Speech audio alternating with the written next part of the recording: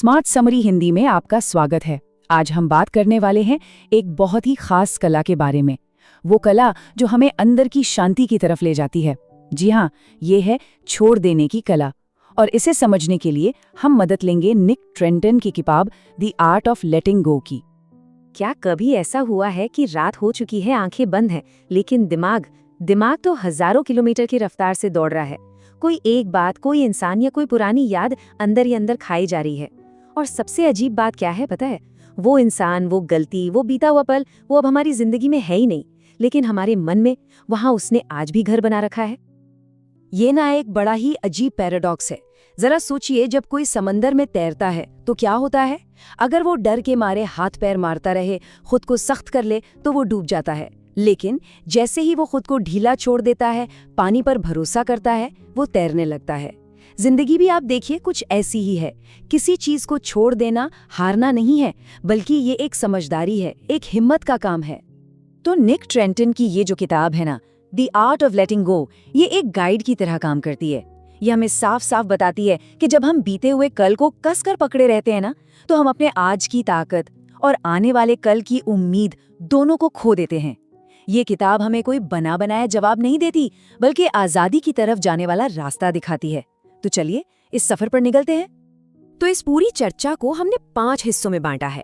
सबसे पहले हम उस अनदेखी जेल को पहचानेंगे, फिर हम आजादी की चाबियों को ढूंढेंगे, इसके बाद छोड़ने की कला की प्रैक्टिस करेंगे, अपनी कहानी को एक नया मोड़ देंगे, और आखिर में समझेंगे कि इस आजादी में जीना असल में होता कैसा है।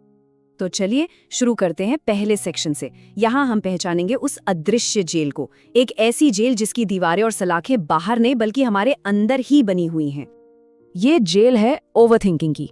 मतलब हम सोचते हैं, फिर थोड़ा और सोचते हैं, फिर हम इस बारे में सोचते हैं कि हम क्यों सोच रहे हैं, और एक ही बात को दिमाग में 1000 बार रिपीट करते रहते हैं।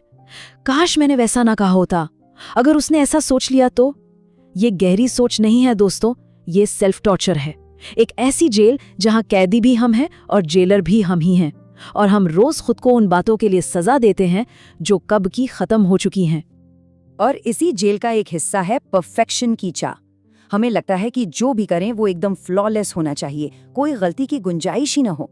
लेकिन सच तो ये है कि परफेक्शन एक इल्यूजन है, एक धोखा है, एक ऐसा टारगेट जिसे कभी पाया ही नहीं जा सकता, और ये हमें आगे बढ़ने से पैरालाइज कर देता है। इसकी जगह हमें एक्सीलेंस की तरफ बढ़ना चाहिए, जो एक प्रोसेस है जिसमें हम गलतियां करते हैं, उन्हें मानते हैं, उनसे सीखते हैं और धीरे धीरे बेहतर बनते जाते हैं। और इस पूरी जेल की नींव क्या है? कंट्रोल की भूख। हमें लगता है कि अगर हर चीज, हर इंसान, हर सिचुएशन हमारे कंट्रोल में रहेगी तो हम सेफ रहेंगे। लेकिन निक ट्रेंटन एक बहुत गहरी बात कहते हैं। वो कहते हैं कि ये कंट्रोल की भूख असल में डर की भाषा है। हार जाने का डर, रिजेक्शन का डर, कमजोर दिख जाने का डर। और मजे की बात देखिए, जिन चीजों को हम सबसे ज्यादा कंट्रोल करने की कोशिश करते हैं, वो ही अक्सर हमारे कंट्रोल से सबसे बाहर होती हैं। तो ठीक है, हमने इस जेल को पहचान तो लिया, पर सवाल ये है कि इससे बाहर कैसे निकलें? इसका जवाब हमें मिलेगा सेक्शन 2 में।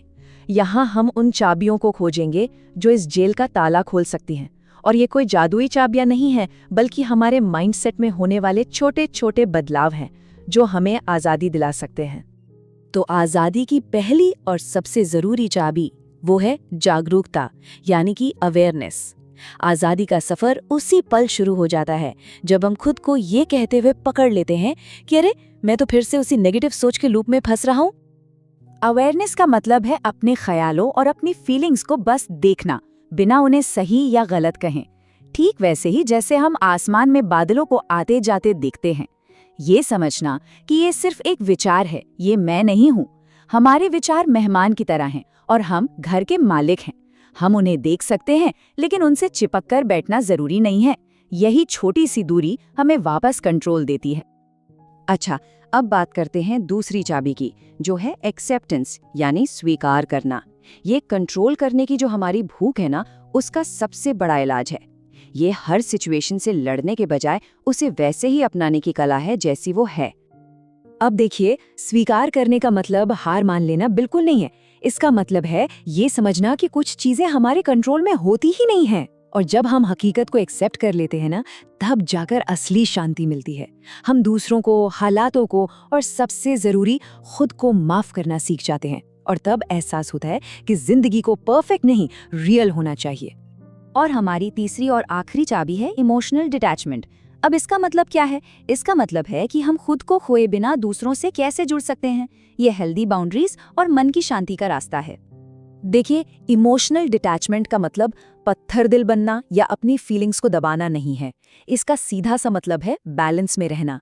ये पक्का करना कि हमारी खुशी किसी और के बर्ताव या उनके कहे शब्दों पर डिपेंड ना करे।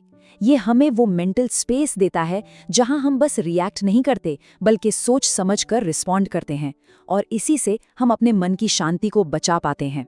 तो ये हैं वो 3 चाबियां: जागरूकता, स्वीकार और भावनात्मक अलगाव।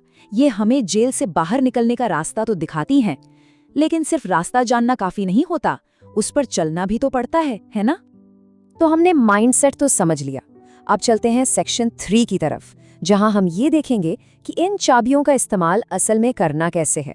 ये सेक्शन हमें कुछ बहुत ही प्रैक्टिकल टेक्निक सिखाएगा, जिससे हम लेटिंग गो की कला की प्रैक्टिस कर सकते हैं। पहले टेक्निक का नाम है ब्रेन डंपिंग। सोचिए कि हमारा दिमाग एक कमरा है जिसमें बहुत सारा फालतू सामान यहाँ वहाँ बिखरा पड़ा है। ब्रेन डंपिंग बस उस कमरे की सफाई करने जैसा है। करना क्या है? एक नोटबुक उठाइए और जो कुछ भी, मेरा मतलब है जो कुछ भी मन में चल रहा है, उसे बिना सोचे समझे, बिना फिल्टर किए बस लिखते जाइए। काम की टेंशन, घर की चिंताएं, किसी दोस्त से हुई लड़ाई, सब कुछ कागज पर उतार दीजिए। आप देखेंगे कि ऐसा करते ही दिमाग एकदम हल्का हो जाता है और एक क्लैरिटी मिलती है। अगली टेक्निक है सेल्फ डिस्टेंसिंग। होता क्या है कि जब हम किसी इमोशन में बहुत ज्यादा डूबे होते हैं ना, तो हम ठीक से सोच ही नहीं पाते। ये टेक्निक हमें किसी भी सिचुएशन को थोड़ा दूर से देखना सिखाती है। तो खुद से ये मत पूछिए कि मैं इस सिचुएशन में क्या करूं, बल्कि अपना नाम लेकर ये पूछिए, अगर अपना नाम इस सिचुएशन में होता तो वो क्या करता। ये एक छोटा सा बदलाव है, लेकिन ये आपको तुरंत एक थर्ड पर्सन पर्सपेक्टिव देता है और आप ज्यादा शांति से फैसला ले पाते हैं। और फिर एक बहुत मजेदार टेक्निक है पैटर्न इंटरप्ट। जब भी लगे कि दिमाग में कोई नेगेटिव सोच का तूफान आने वाला है या आप उसी लूप में फंसने वाले हैं, तो कुछ ऐसा करिए जो आपके दिमाग को एकदम से चौंका दे। जोर से स्टॉप बोलिए या ताली बजा दीजिए या फिर उठकर टहलना शुरू कर दीजिए। इससे होता क्या है कि दिमाग की वो जो पुरानी घिसी पिटी साइकिल है ना, वो टूट जाती है और हम उस लूप से बाहर आ जाते हैं। इन छोटी छोटी टेक्निक से हम रोज की जिंदगी में लेटिंग गो की प्रैक्टिस शुरू कर सकते हैं। तो अब हम पहुंच गए हैं सेक्शन 4 पर। यहाँ हम बात करेंगे अपनी कहानी को दोबारा लिखने की। हम सब अपने मन में एक कहानी जी रहे होते हैं, एक कहानी जो हमने खुद को अपने बारे में सुनाई है। अब वक्त है उस कहानी को बदलने का, उसे फिर से लिखने का। कई बार हमारे दिमाग में कुछ विश्वास एकदम पत्थर की लकीर बन जाते हैं, जैसे मैं तो कभी कामयाब हो ही नहीं सकता या कोई मुझे समझता ही नहीं है। हमें ये समझना होगा कि सिर्फ कहानियां हैं, हकीकत नहीं। तो इसका तरीका क्या है? सबसे पहले अपने उस पुराने लिमिटिंग बिलीफ को पहचानिए, फिर उसे चैलेंज कीजिए। खुद से पूछिए, क्या इसका कोई सबूत है? क्या ये बात 100% सच है? और आखिर में उसकी जगह एक नया एम्पावरिंग बिलीफ बनाइए, जैसे मैं कोशिश करूं तो कुछ भी कर सकता हूं। और बस इसे बार बार दोहराते रहिए, तब तक जब तक दिमाग इसे ही सच न मान ले। और अब हम आ गए हैं अपने सफर की आखिरी पड़ाव पर, सेक्शन 5, आजादी में जीना।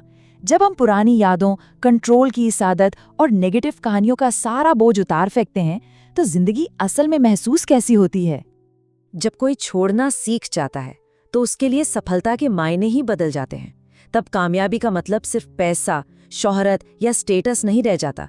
असली जीत होती है रात को चैन की नींद सो पाना, खुद को माफ कर पाना और बिना किसी डर के आगे बढ़ पाना। असली सफलता है मेंटल क्लैरिटी, इमोशनल स्टेबिलिटी और खुद के साथ एक गहरा सच्चा कनेक्शन। हम कह सकते हैं कि शांति ही नई सफलता है। Peace is the new success. तो इस चर्चा के अंत में बस एक सवाल, वो कौन सी एक चीज है, एक याद, एक डर या एक विश्वास, जिसे आज छोड़कर थोड़ा सा हल्का महसूस किया जा सकता है? क्योंकि लेटिंग गो कोई एक दिन का फैसला नहीं है, ये हर दिन की, हर पल की एक प्रैक्टिस है। और इस प्रैक्टिस की शुरुआत आज, अभी से हो सकती है। अगर इस समरी ने आपको कुछ सोचने पर मजबूर किया है या कहीं इंस्पायर किया है तो प्लीज इसे लाइक करें, सब्सक्राइब करें और अपने उन दोस्तों और परिवार के लोगों के साथ जरूर शेयर करें जो अपनी जिंदगी को अपग्रेड करना चाहते हैं, क्योंकि बहुत से लोग हैं जो रोज खुद से एक लड़ाई लड़ रहे हैं और शायद उन्हें ये जानने की जरूरत है कि वो इस लड़ाई में अकेले नहीं हैं। बहुत बहुत धन्यवाद।